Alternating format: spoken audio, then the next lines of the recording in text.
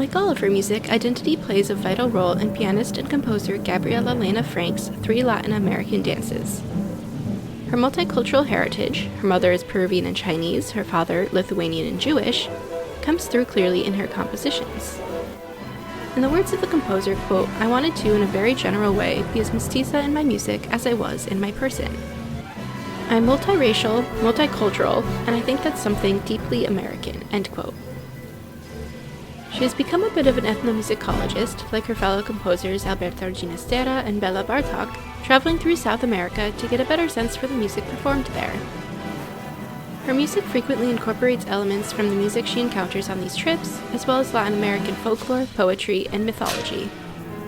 She blends these Latin American elements seamlessly with the Western classical tradition, creating music that has a distinctive voice. Each movement of her 3 Latin American dances evokes a particular rhythm or dance from a different region of South America. In her program notes, Frank writes, quote, "The first movement represents the busy streets of the Dominican Republic, specifically the city of San Cristobal, where I spent many days with my grandparents. The many sounds represent the zooming, honking, and busy lifestyles of the Dominican people," end quote. The busy streets of San Cristobal are obvious from the beginning of the movement.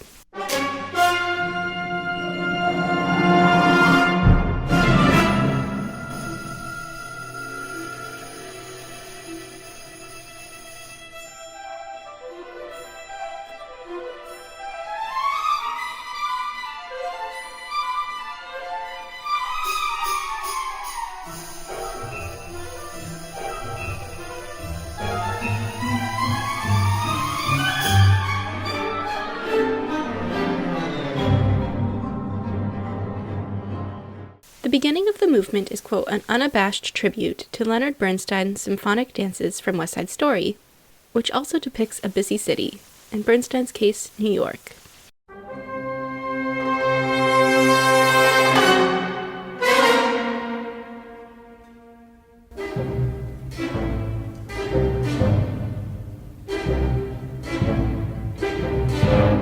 Frank depicts the hustle and bustle of city life with her high-energy music, but also with the various sounds that she uses.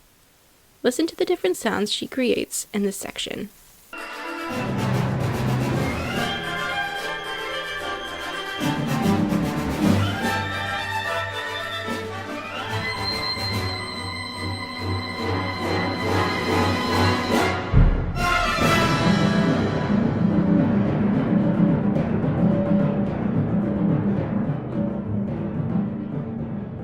Not only does the percussion play an important role in this movement, but non-percussion instruments also take on a percussive nature, like in this section, which features both the winds and strings joining the percussion section as an accompaniment to the solo piano.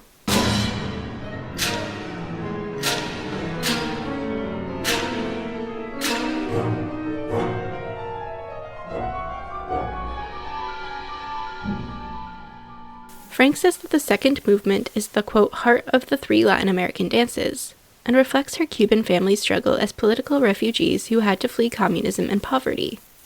She adds, quote, "the movement is slow in nature, heavy in emotion, and contemplative," end quote. But despite the contemplative mood of the movement, the percussion still plays a vital role from the opening measures.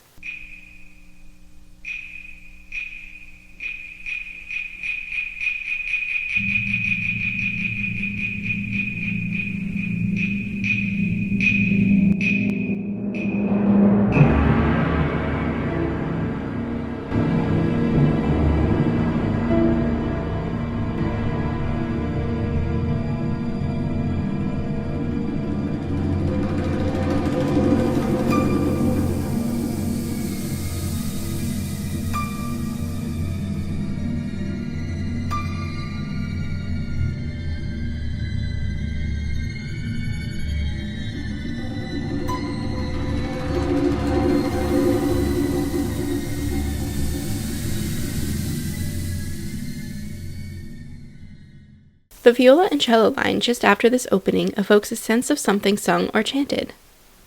Frank titles this section, quote, "A Cry and 1,000 Echoes." Half the violists and cellists play the faster rhythmic figures after the main melody line, creating this echo.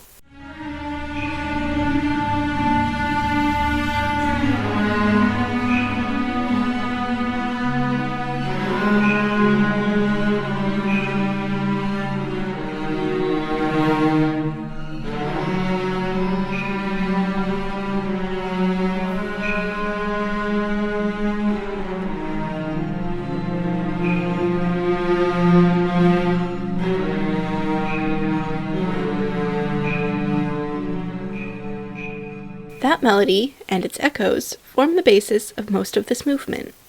Iterations of the melody are separated by a chromatic figure, usually played in the winds, but just before the middle section, the brass and first violins join them.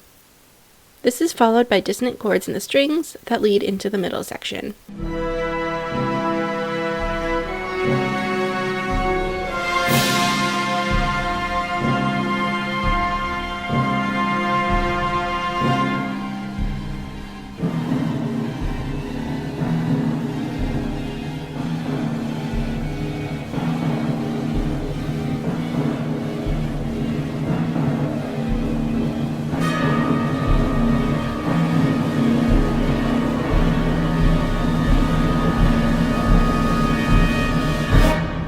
The Highland element comes in the middle section. As Frank writes, quote, "The fast middle section simulates what I imagine to be the Zumbayu of Iapa, a great spinning top belonging to Iapa, the Peruvian Incan weather deity of thunder, lightning, and rain," end quote.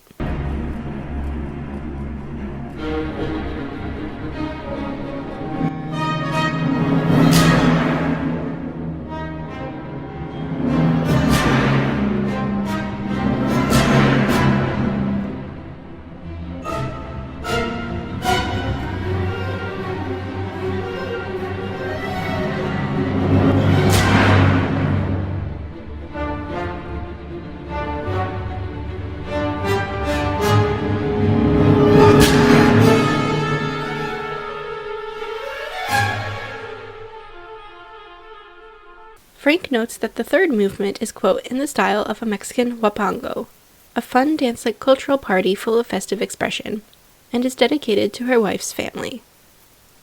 She continues to say, quote, "As if in relief to the gravity of the previous movement, the final movement is a light-hearted tribute to the mestizo or mixed-race music of the South American Pacific coast. In particular, it evokes the romancero tradition of popular songs and dances that mix influences from indigenous Indian cultures, African slave cultures, and Western brass bands," end quote.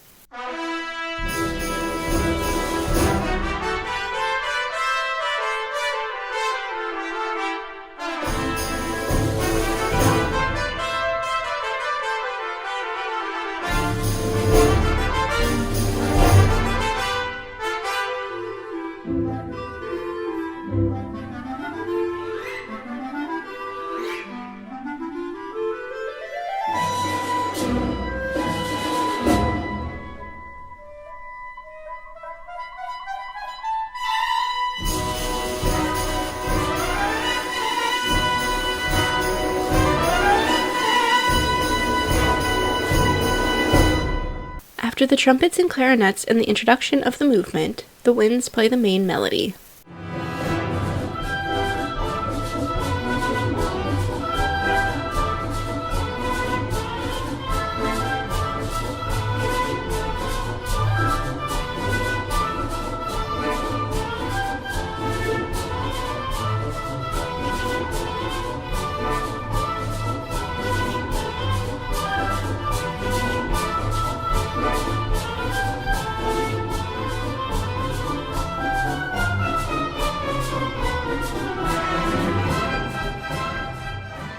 The middle section of the movement features some call and response between the brass and the winds, and another clarinet solo.